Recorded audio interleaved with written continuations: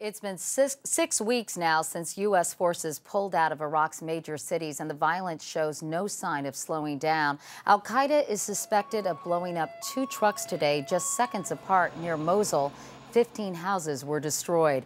And in Baghdad, 9 bombs went off over several hours in Shiite neighborhoods. All told, at least 48 Iraqis were killed in today's attacks, more than 250 others wounded. In Afghanistan, the new U.S. commander is giving a blunt assessment of how the war there is going. In today's Wall Street Journal, General Stanley McChrystal says the Taliban now have the upper hand and the war has reached what he calls a critical and decisive moment. Last month was the deadliest of the war for U.S. troops, with 45 deaths. In July of last year, there were 14 in July of '07. Lara Logan is our chief foreign affairs correspondent. Lara, is General McChrystal really that pessimistic?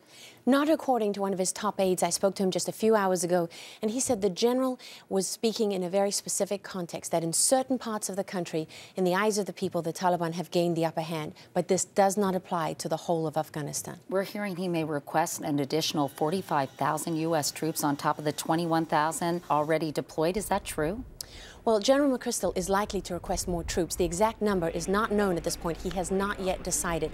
And there are 3 sets of figures on the table. And so, I mean, he will make his recommendation in the coming weeks. Just how many, we're not sure. Meanwhile, the elections are August 20th. Do you think people will be able to vote freely throughout the country?